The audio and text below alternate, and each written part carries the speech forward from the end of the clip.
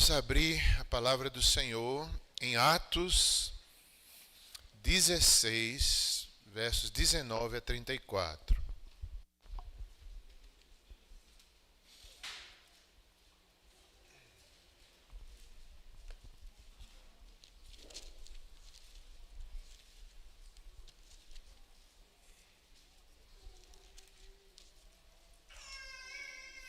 Paulo e Silas açoitados e presos na cidade de Filipos. Nós estamos no mês de aniversário da Igreja Presbiteriana do Catolé. E nós temos uma data para comemorar, data 23, domingo, dia 23 desse mês. Pastor Mariano estará aqui, se Deus quiser, de manhã e à noite, na EBD e no culto da noite. Mas cada domingo que antecede, a gente está tocando num tema que fala sobre a igreja, as marcas da igreja de Cristo. Domingo passado, a gente usou Filipenses, e a partir do texto de Filipenses, falamos sobre a primeira marca, que foi a igreja unida, a comunhão da igreja. Hoje, baseado também um pouco na história aqui do nascer da igreja, que está registrado aqui nesse texto de Atos 16, o nascer da igreja ali em Filipos, as lutas, as dificuldades, o louvor e a adoração ali, naquele lugar. E a partir daí nós vamos meditar sobre a segunda marca, que é a adoração. A adoração é uma marca da igreja. E hoje a gente vai pensar em dois pontos, dois aspectos dessa adoração. A adoração litúrgica, que é correta, é bíblica, a gente tem mandamentos, a gente está aqui por causa disso. O dia do Senhor, não deixarmos as congregações, nos reunirmos, nos esforçarmos para estarmos juntos, adorando ao nosso Deus, é bíblico. E outro aspecto é a adoração informal. O segundo ponto é a vida de adorador. A vida, o trabalho. E em Filipenses isso também fica muito claro. Lá na carta aos Filipenses, que a gente viu domingo.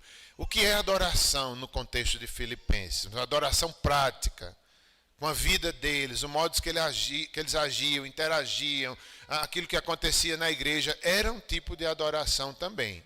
A vida de adorador. Vamos fazer essa leitura e a partir daí a gente vai aprendendo, trabalhando, lembrando sobre esse tema dessa marca da adoração na igreja do Senhor. Vamos ler verso 19 ao 34. É o nascer da igreja ali na cidade de Filipos. Vamos ler juntos? Eu lerei os versos ímpares e peço que a igreja junta leia os versos pares. Vendo os seus senhores que se lhes desfizera a esperança do lucro, agarrando em Paulo e Silas, os arrastaram para a praça, à presença das autoridades.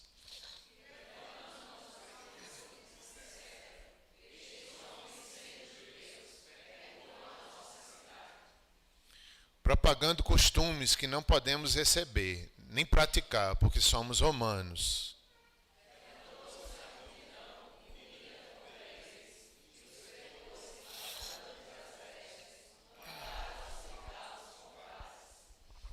E depois de lhes darem muitos açoites, os lançaram no cárcere, ordenando ao carcereiro que os guardasse com toda segurança.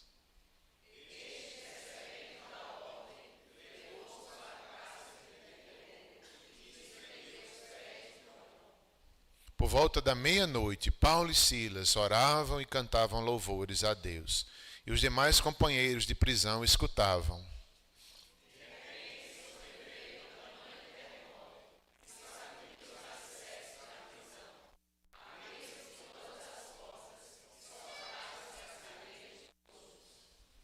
O carcereiro despertou do sono e, vendo abertas as portas do cárcere, puxando a espada, ia suicidar-se, supondo que os presos tivessem fugido.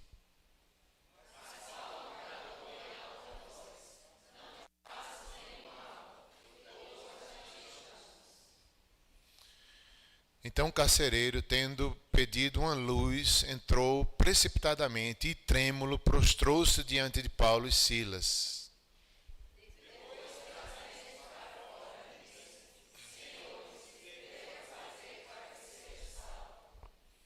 Responderam-lhe: crê no Senhor Jesus e serás salvo, tu e a tua casa.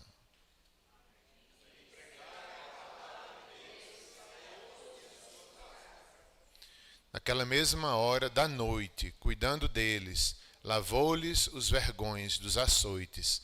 A seguir foi ele batizado e todos os seus.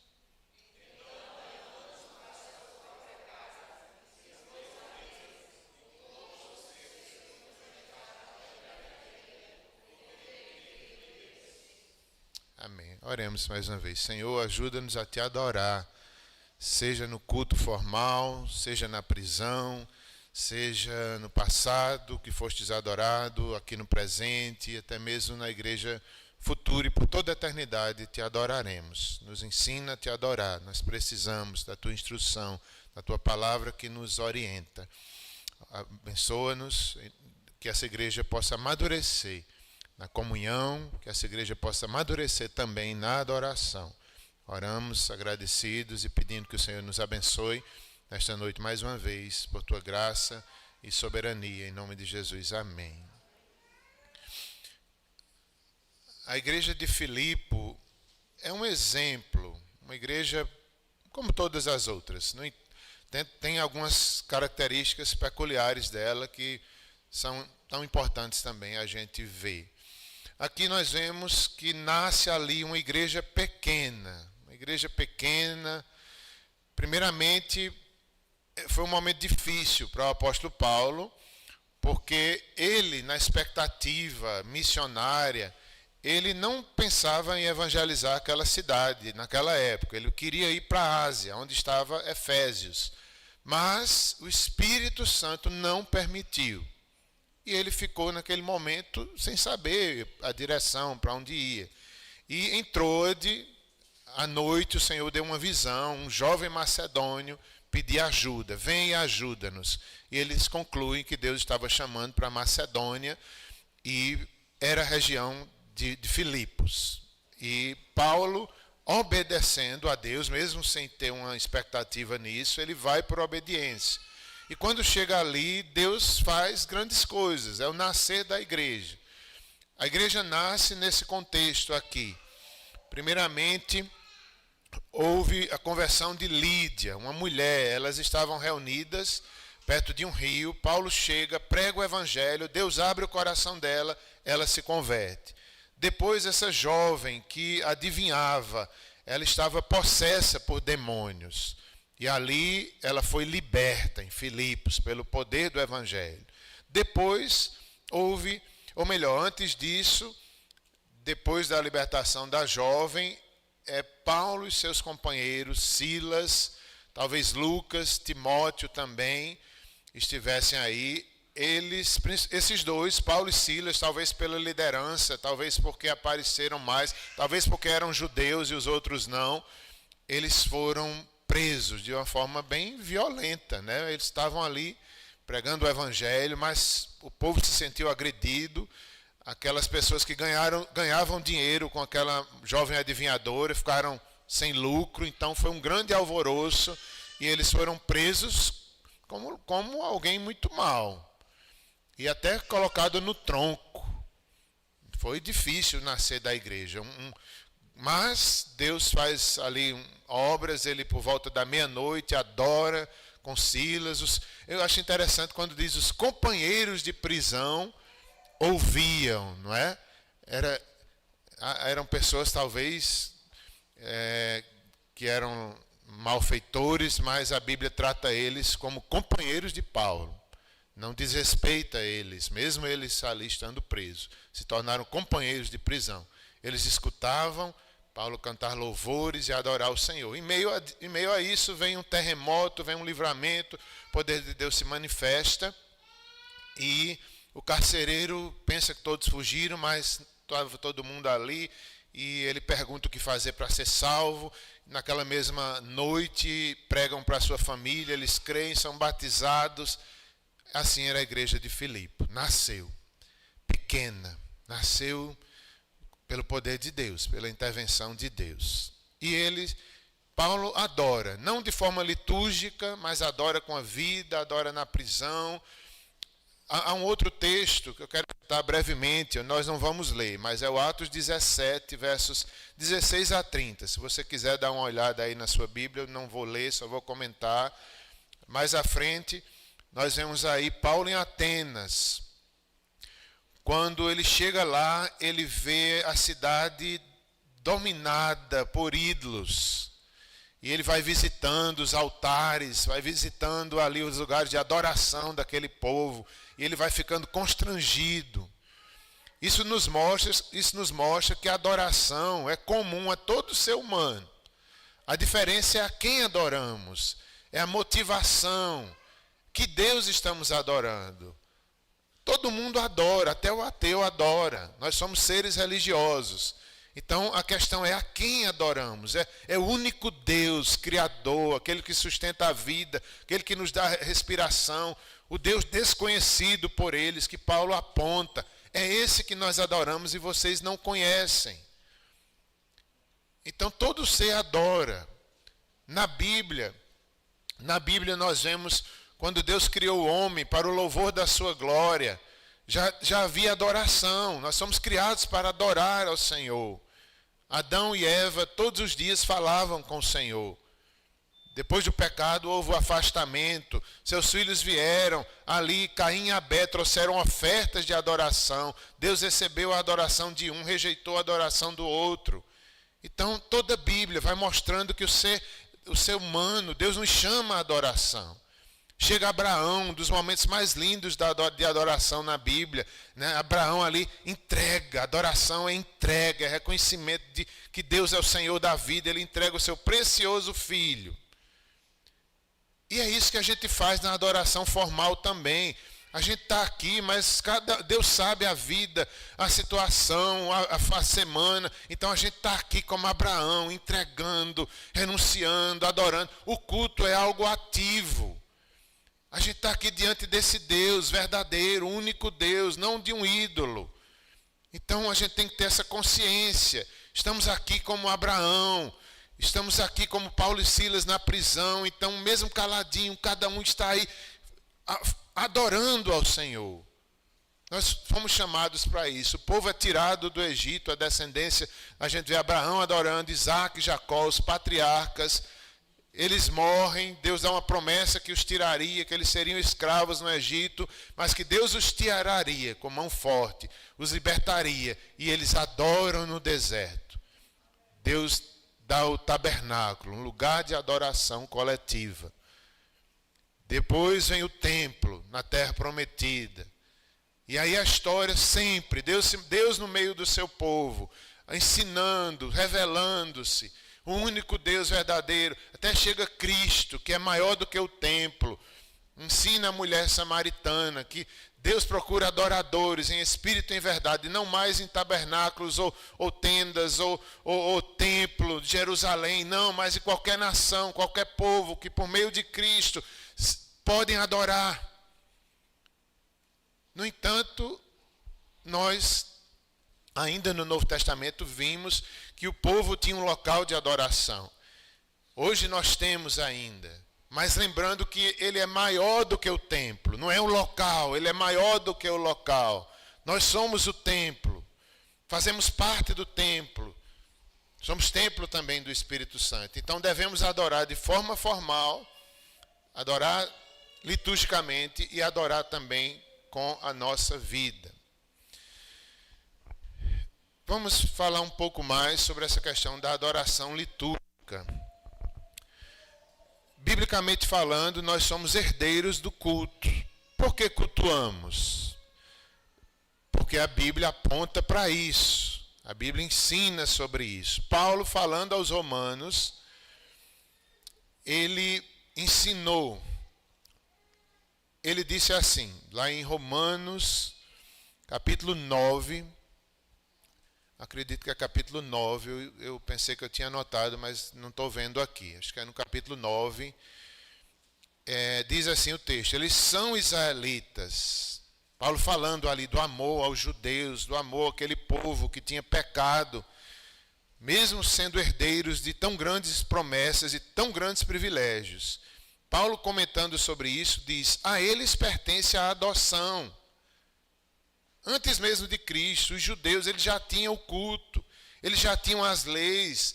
Foi um povo escolhido ali, soberanamente eleito por Deus. A eles pertence a adoção, assim como a glória, as alianças, Abraão, Isaac, Jacó com Moisés, todas as outras, a promulgação da lei com Moisés, o culto e as promessas. Por isso que a gente hoje cultua o mesmo Deus, é o mesmo povo. Somos herdeiros essa herança aí de fé. Claro que o culto no Novo Testamento é diferente. O culto no Antigo era sacrifícios de animais, ofertas, havia música também. Cada cordeiro ali oferecido, cada animal que morria, era um tipo de Cristo. Hoje nosso culto não precisa. Cristo já foi, hoje a gente é dia de Santa Ceia, celebraremos ali o sacrifício único, perfeito do Filho de Deus. Estamos cultuando por causa do sangue dele, não mais sangue de animais. Mas o culto no Antigo Testamento, nós somos herdeiros dessa história. Mesmo no Antigo Testamento apontava para a redenção, apontava para a salvação de um povo. O que é a igreja?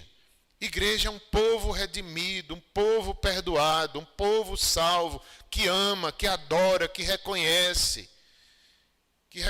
que não merecia nem estar aqui, que não merecia nem ser povo de Deus. Eles, herdeiros segundo a carne, deles são os patriarcas, também deles descende o Cristo. Jesus vem da linhagem deles. Jesus vem da linhagem deles.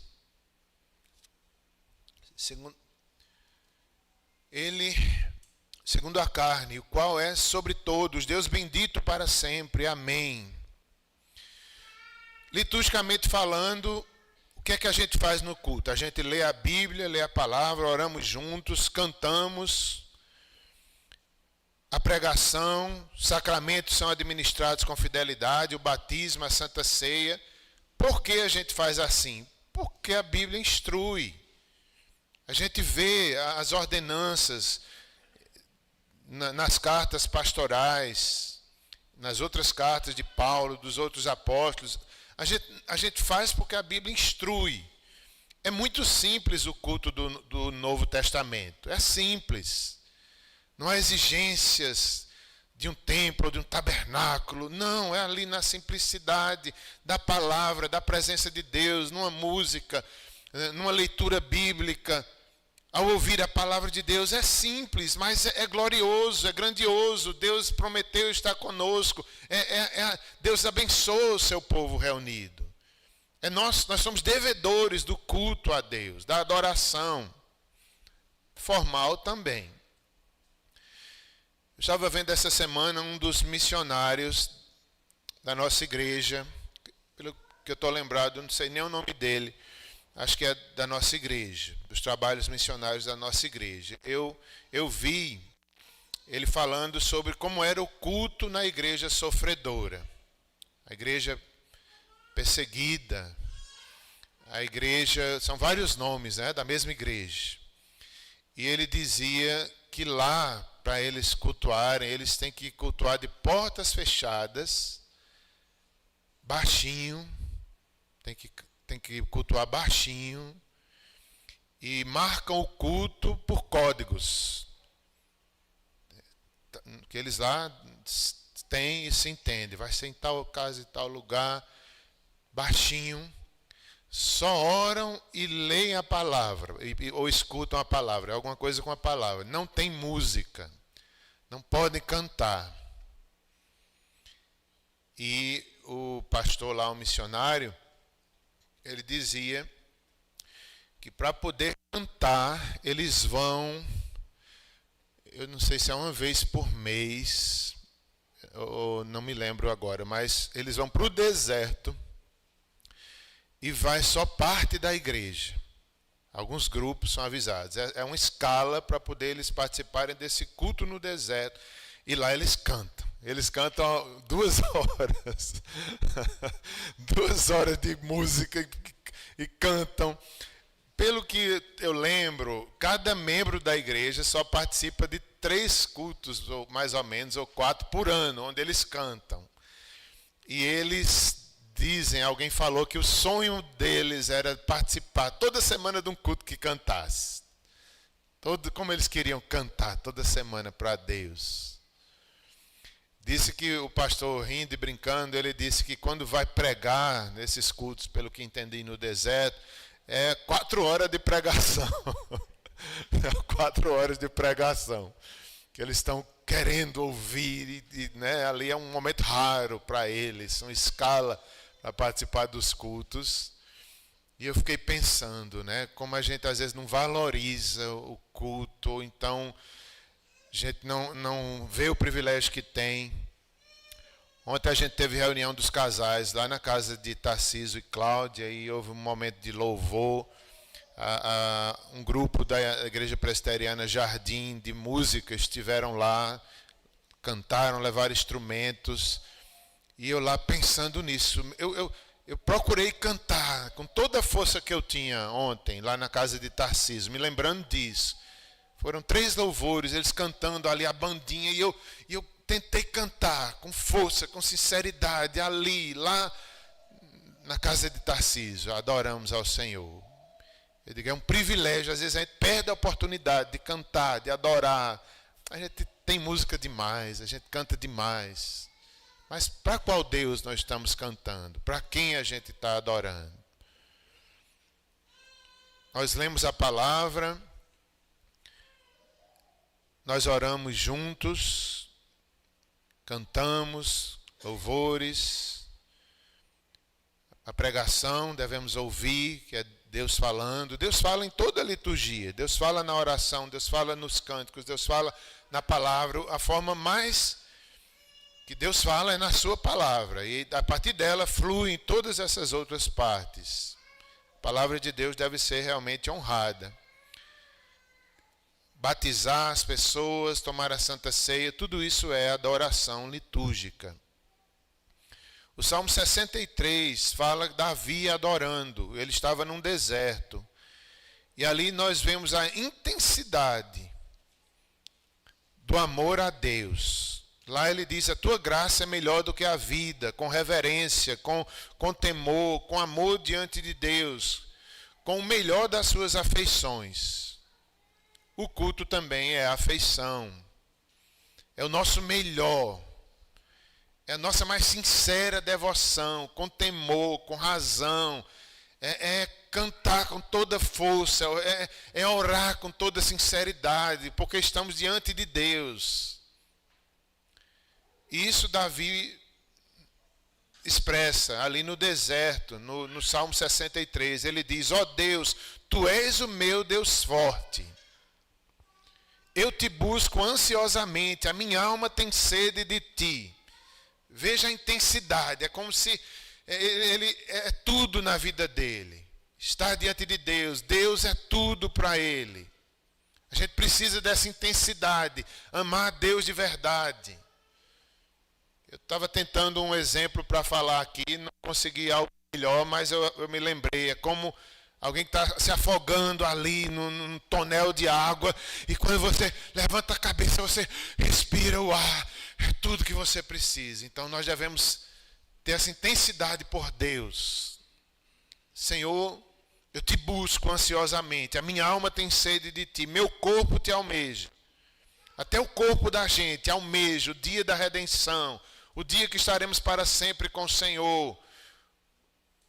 Hoje de manhã foi muito falado sobre isso. O arrebatamento, a volta de Cristo, a trombeta soará, os mortos ressuscitarão.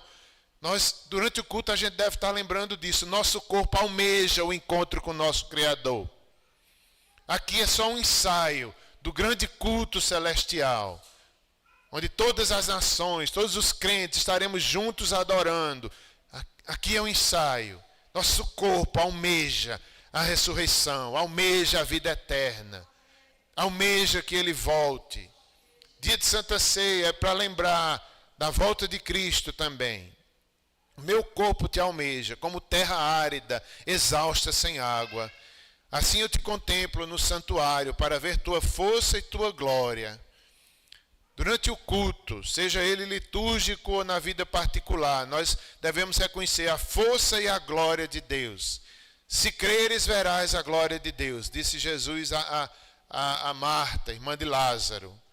No culto também, se creres, verás a glória de Deus. Na vida privada, durante a semana, ali você adorando ao Senhor, e aqui juntos. A gente vê a glória de Deus, Deus fala. Cada canção a gente deve estar atento, Deus está falando, Deus está renovando. Então, a glória de Deus está se manifestando, a presença, o caráter, as promessas. Deus fala conosco, e a gente deve estar atento, Ele mostra a sua glória. Porque a tua graça é melhor do que a vida, os meus lábios te louvam. Melhor do que a vida, a presença de Deus, o amor de Deus, a graça de Deus é melhor do que a vida. Por isso os meus lábios te louvam. Assim, cabe-me bem dizer-te, enquanto eu viver, em teu nome eu levanto as mãos. A gente pode demonstrar o nosso amor a Deus através de gestos, através de nos ajoelharmos, através de levantar as mãos. São apenas gestos. Diante dos ídolos também, as pessoas levantam as mãos, se dobram, se ajoelham, só são expressões de adoração. A questão é o coração, e para que Deus nós estamos direcionando os nossos afetos. Não é o levantar a mão, não é o se ajoelhar, isso faz parte, mas é a quem nós estamos fazendo. Como de banho e de gordura, farta-se a minha alma, e com júbilo nos lábios a minha boca te louva. Até no leito, quando de ti me recordo, em ti medito durante a vigília da noite, porque tu me tens sido auxílio, à sombra das tuas asas eu canto jubiloso, a minha alma apega-se a ti, a tua destra me ampara. Tudo isso, meus irmãos, pode acontecer no culto formal e na vida, como falei. Estou falando um pouco mais do culto formal. A reverência, guarda teu pé quando entrares na casa do Senhor. Ainda hoje no Novo Testamento devemos ter o mesmo cuidado. O respeito ao culto, à presença de Deus. Segunda parte, a vida de adorador. A gente vê isso aí no texto que foi lido, Atos 16, Paulo preso em Filipos, um adorador preso. Junto com Silas, em Filipos, em Filipenses, na carta de Paulo aos Filipenses também, quero destacar a adoração, que lá não é um ato litúrgico, mas são os atos da igreja, é a vida da igreja, a adoração. Nós adoramos quando falamos a verdade. Deus ama que a gente fale a verdade. Romanos 12 vai nos dizer que apresentemos ao Senhor a nossa vida como sacrifício vivo, santo e agradável a Deus, o nosso culto racional. Não mais o sacrifício morto, o sacrifício de Cristo já foi feito. Agora é o nosso sacrifício vivo, nossos atos, nossa obediência, nossa vida, ao falar a verdade, ao buscar a justiça, ao viver em santidade. Isso é adoração, um sacrifício vivo, as nossas vidas, todo dia da semana. Quando amamos o próximo, quando vivemos em santidade em todas as esferas da nossa vida, ao ajudar um irmão necessitado. 1 Coríntios 10, 31 diz também, quer comais, quer bebais, ou façais qualquer outra coisa, fazei tudo para a glória de Deus. Paulo escreveu aos Filipenses, uma igreja adoradora em suas ações. A partir de agora eu vou destacar algumas ações práticas da igreja de Filipos, tiradas da epístola de Paulo aos Filipenses. Obrigado, Timóteo. Som. Então vamos lá. A oferta que Paulo recebeu dos filipenses por meio de Epafrodito, ela foi uma oferta de adoração a Deus. Paulo diz isso. Paulo explica lá em capítulo 2, 25 a 30, ele fala com gratidão dessa oferta, aquela igreja que sempre o ajudou desde o início, e 10 anos depois ainda estava ajudando. E Paulo diz, eu fico muito feliz pela oferta que recebi da mão de Epafrodito. Eu tenho tudo, não me falta nada. Aprendi a estar contente em toda e qualquer situação. Mas, acima de tudo, eu fico feliz porque a oferta de vocês, Deus aceitou. Deus aceitou como adoração. Então, não é que Paulo fosse ingrato, ele estava agradecendo. Obrigado. Que bom que vocês apoiaram, mandaram oferta, mandaram Epafrodito. Mas o melhor de tudo isso é que isso foi uma adoração, foi um culto. A atitude de vocês foi culto. Eles eram uma igreja pobre, mas fazia questão de participar. Isso era adoração. Em Filipenses, nós vemos uma equipe pastoral trabalhando em cooperação. Isso é adoração. Quando os pastores, os presbíteros, os líderes da igreja vivem em unidade, vivem se humilhando como Cristo se humilhou. O maior exemplo em Filipenses é a forma que Cristo se comportou em adoração ao Pai, como servo sofredor, obediente até o fim. Então, esse era o modelo de adoração. E a equipe pastoral deveria seguir, trabalhar unida, trabalhar humilde, um ajudando o outro, um cooperando com o outro. Eu vi Augusto Nicodemos falando um pouco sobre isso e ele orou sobre isso. Ele orou pela igreja brasileira, pedindo que Deus nos desse pastores assim, que honrassem um ao outro, que trabalhassem juntos. Tudo isso a gente tem que estar trazendo aqui para a nossa igreja, né? O mês de aniversário. Então a gente deve almejar isso, desejar isso, uma equipe pastoral que seja assim, unida, que não busque seus próprios interesses, como Timóteo fazia, como Epafrodito fez.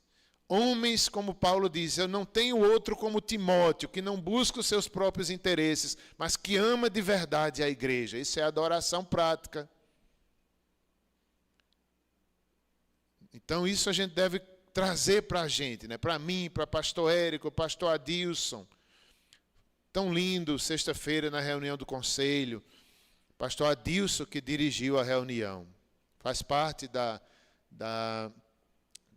nossa Constituição, né? Que os pastores auxiliares, eles podem dirigir a reunião do conselho. E devem fazer, para que aprendam, para que participem, para que sejam treinados, para que tenham ali entendam como funciona a igreja. Então, sexta-feira foi a vez do pastor Adilson. Eu acho que ele já tinha feito isso outra vez. Mas eu fiquei tão feliz. Quando terminou a reunião, ele dirigiu, né, tudo ali, a pauta. E depois a gente ficou se comunicando, eu dizendo, eu louvo a Deus pela sua vida, pastor Adilson, pelo seu crescimento, pelo seu ministério, como Deus tem te abençoado. É isso que Deus quer. Isso é uma igreja que não que nós já sejamos como os filipenses, mas devemos querer ser. André, né? Maria Eduarda está ali, né, Maria Eduarda? André está aí terminando o seminário, a formatura, se Deus quiser a gente vai com ônibus. Então, nosso desejo é que André faça parte da equipe pastoral.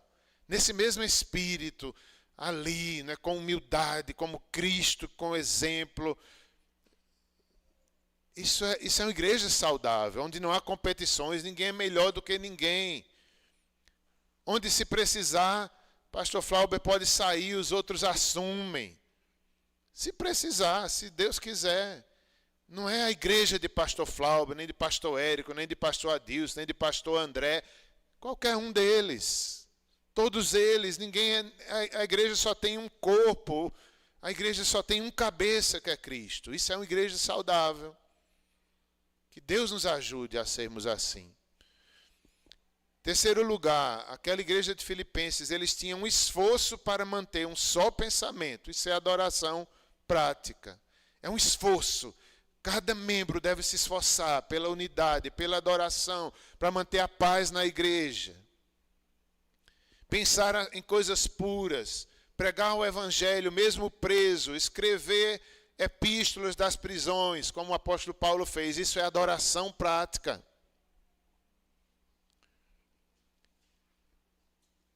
Epafrodito é outro exemplo de adoração com a própria vida. Ele doou-se pela obra com risco de vida. Perigos na viagem, perigos quando chega em Roma, que é amigo de Paulo, então é perigo de ser preso, de ser morto. Adoeceu, ninguém sabe de quê, talvez de tanto servir, talvez por ansiedades da obra, por lutas, pela prisão. Isso é adoração, até mesmo ele doente era uma adoração, ele deu a vida. Como a gente precisa de pessoas que saibam se doar pelo outro. Isso é adoração. Eu vi também essa semana a história de uma missionária, há muitos anos atrás, na Nigéria, antes de ser Nigéria, o nome daquele país, ela foi para lá para salvar as crianças gêmeas. Porque naquele país, naquela época, eles desprezavam as crianças gêmeas. Quando nasciam, colocavam na floresta para morrerem de fome e deixavam lá. Essa missionária soube, e o trabalho dela era andar pelas florestas procurando as crianças gêmeas que tinham sido abandonadas, e ela cuidava, adotava como filhos. Isso é adoração prática. Eu falei domingo passado, vou repetir, eu não sei nem o nome dos cristãos da igreja, quase a igreja primitiva, eles tinham o dom, eles cuidavam de enfermos, eles enterravam os mortos com honra, às vezes até inimigos. Eles andavam junto dos líderes da igreja para proteger, dos bispos.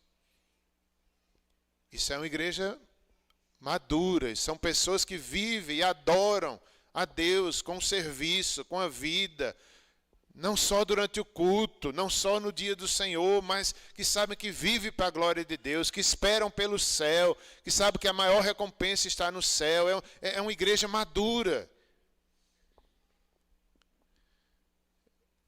Epafrodito foi assim, ele doou-se pela obra com risco de vida. Em Filipenses, adorar é perseverar nas perseguições. Era um tempo de perseguição. E Paulo ensina a eles a estarem unidos para enfrentar a perseguição. Estarem unidos para enfrentar os falsos mestres. Adorar em Filipenses também era aceitar o privilégio de sofrer por Cristo. Adorar em Filipenses também é desenvolver a salvação. Capítulo 2, verso 12. O que é isso? Desenvolver a salvação. Deus espera que cada um de nós desenvolva a salvação. É difícil de entender. Como? Como é que a gente pode desenvolver? A gente é salvo pela graça. A gente é salvo pelo que Cristo fez. A gente não pode fazer nada para ser salvo. Mas aqui, no contexto de Filipenses, é uma vida de adoração. É progredir na santificação. Será que a gente é uma igreja mais santa do que no ano passado? Será que a gente progrediu na salvação? Aqui era 10 anos depois da fundação da igreja. Será que eles eram mais santos? Eles desenvolveram a salvação ou retrocederam? Também devemos pensar. Eu sou mais santo do que há 5 anos atrás da minha vida. Eu progredi na salvação pela graça de Deus, mediante a graça de Deus. É também crer que o Senhor completará a obra iniciada. É não temer os adversários, é alegrar-se no Senhor, é confiar que Deus suprirá as necessidades, é servir e amar a igreja. É o equilíbrio entre ortodoxia e ortopraxia. É apoiar servos fiéis. Eu me lembrei aqui também da nossa reunião do conselho essa semana, desse ponto aqui, que adorar é apoiar servos fiéis. A gente recebeu uma carta, o conselho da igreja, e na reunião passada foi a igreja, acho que presbiteriana de Araruna. Eles estão lá comprando um terreno, né, com dificuldade, e eles mandaram uma cartinha pedindo a nossa ajuda. E a gente, meu Deus, se a gente pode ajudar, logo num mês desse que as finanças caíram, né? E agora, a gente ajuda ou não ajuda, a gente já tem tanto compromisso, mas graças a Deus, mesmo um pouquinho, a gente vai mandar para eles. Não é tão maravilhoso? Isso é adoração. Isso é adoração, eu achei lindo. Tinha tudo para a gente dizer, não, esse mês não. Não dá não. Mas justamente no mês mais difícil, Deus permitiu a gente ajudar uma igreja que está precisando lá comprar um terreno. Assim como a gente também está, em Cabaceiras, aqui também. Se a gente fosse pensar só na gente, a gente dizia, não, vamos ficar para a gente porque a gente está precisando se brincar mais do que eles. Né? Mas não, é a graça de participar. Nem que seja com um pouquinho, vamos ajudar para animá-los, orar por eles. Igreja Presbiteriana de Araruna. Inclusive Manuel, que já foi aqui da nossa mocidade, está lá, trabalhando e servindo na igreja de Araruna. Eu não sei se os irmãos daqui lembram dele, era um dos jovens aqui no início da igreja. Alguém lembra de Manuel? Levanta a mão. Lembra? Muito bem. Alguns irmãos lembram de Manuel. Pois ele está lá na igreja de Araruna, servindo ao Senhor, pelo que entendi, até participando da liderança. E nós podemos ajudar um pouquinho aquela igreja. Isso é adoração. É produzir frutos de justiça. Capítulo 1, verso 11. O que é um fruto de justiça? Deus espera que nós possamos dar frutos. E frutos permanentes. Significa uma vida justa. Atos de justiça. Eu estava olhando o nosso jardinzinho em casa e eu olhei que tem uma planta lá que deu a sua primeira flor, um cachinho de flor. E eu fiquei tão feliz, né? A primeira flor. Ela não dá fruto, essa planta que eu estou falando. Mas o fruto em outras espécies vem a partir da flor. Então Deus espera que nós possamos dar frutos. Nós temos potencial, nós temos Cristo. Frutos de justiça. Deus quer que nossa vida floresça. Devemos crescer. Isso é adoração, dar frutos. É adoração. Viver com sinceridade até o dia de Cristo. Manter a lâmpada acesa, para quando o noivo chegar, nós não possamos estar dormindo com as lâmpadas apagadas. É viver com sinceridade até o dia de Cristo. É imitar Cristo, a sinceridade dele.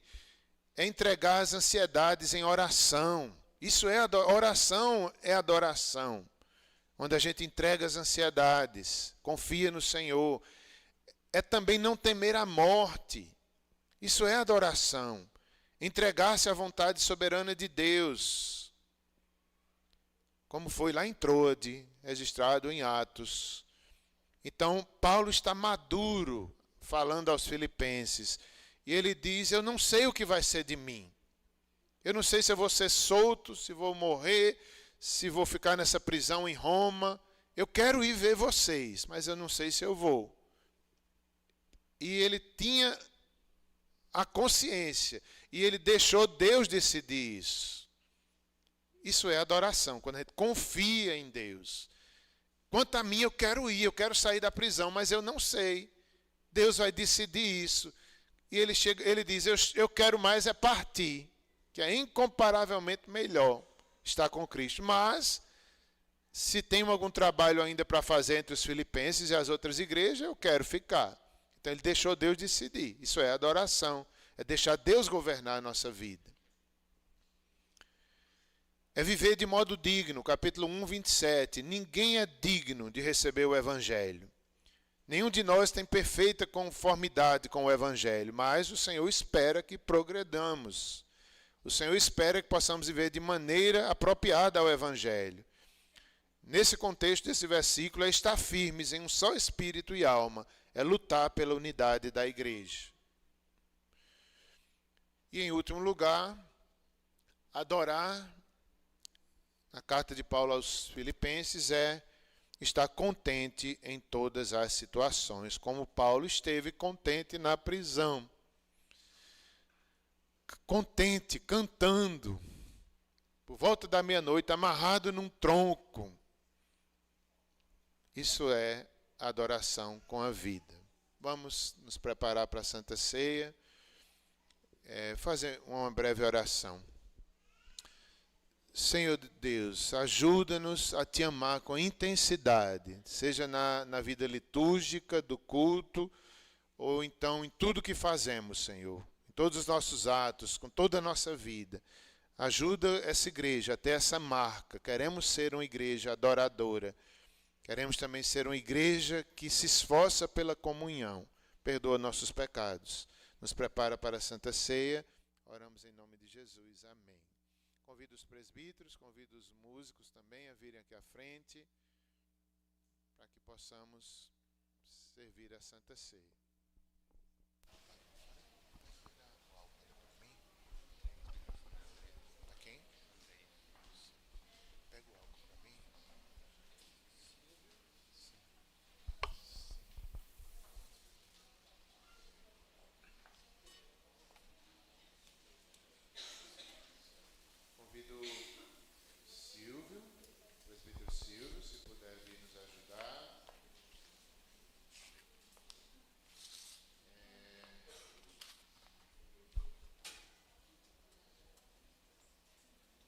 O pastor está meio adoentado, vou deixar ele de fora hoje, viu, pastor? Vamos cooperar com o evangelho. Ok, eu ajudo a servir.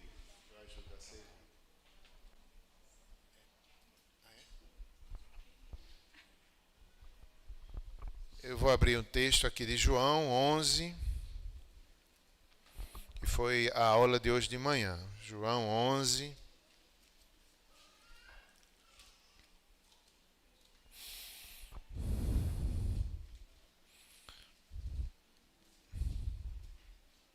Verso 47 em diante.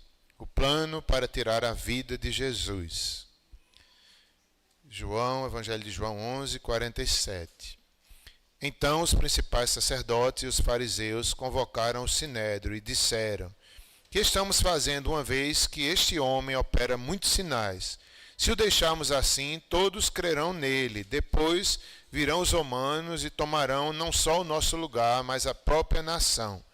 Caifás, porém, um dentre eles, sumo sacerdote, naquele ano, advertiu-os, dizendo: vós nada sabeis, nem considerais que vos convém que morra um só homem pelo povo, e que não venha a perecer toda a nação. Ora, ele não disse isso de si mesmo, mas sendo sumo sacerdote, naquele ano, profetizou que Jesus estava para morrer pela nação, e não somente pela nação, mas também para reunir em um só corpo os filhos de Deus que andam dispersos.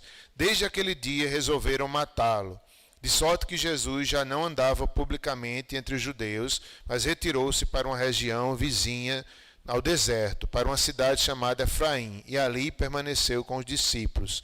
Estava próxima a Páscoa dos judeus, e muitos daquela região subiram para Jerusalém antes da Páscoa para se purificarem. Lá procuravam Jesus, e estando eles no templo, diziam uns aos outros: que vos parece? Não virá ele à festa? Ora, os principais sacerdotes e os fariseus tinham dado ordem para, se alguém soubesse onde ele estava, denunciá-lo a fim de o prenderem. Depois da ressurreição de Lázaro, que foi um grande testemunho ali do poder de Jesus, do seu ministério messiânico, muitos judeus creram, viram que ele era o Messias prometido, que ele era o Redentor, ele ressuscita, ele tem poder sobre a morte. Lázaro sai para fora e Lázaro obedeceu, vivo, depois de 4 dias cheirando mal. Essa família já cria na ressurreição, já cria no Messias. depois disso se intensificou. Quiseram matar o Lázaro depois de ressuscitado, e daquele dia em diante Jesus é mais perseguido ainda. A Páscoa se aproximava. O texto nos mostra aqui uma profecia involuntária de Caifás, que não tinha boas intenções para com Jesus. Apenas ele estava dizendo, é melhor que um homem morra, mesmo que seja inocente, do que os romanos virem e nos oprimirem e fazerem guerra. Então, é que ele morra e a gente seja salvo. Então, mesmo assim, ele profetizou, né, que ele estava para morrer por toda a nação, e não somente pela nação, mas por todo o seu povo, para reunir em um só corpo os filhos de Deus que estavam dispersos. Então foi uma profecia ali, mostrando a soberania de Deus sobre todos os homens, até mesmo um sumo sacerdote incrédulo.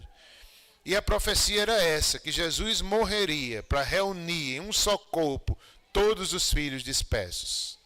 E aconteceu, foi naquela Páscoa que o Cordeiro de Deus, Jesus, foi ali imolado, nos substituindo. E hoje nós somos um corpo. Ele nos fez um corpo. Todas as pessoas de todas as nações que creem participam do mesmo corpo, representados aqui no pão. Isto é meu corpo partido por vós. Cada pedacinho, cada um de nós, pessoas de todas as nações. Hoje estamos com o Davi aqui, não é? Representando aí Cabo Verde. Que bom tomar a Santa Ceia com Davi. Um dia todo o povo de Deus de todas as nações estarão juntos também, reunidos. Vamos, então, orar.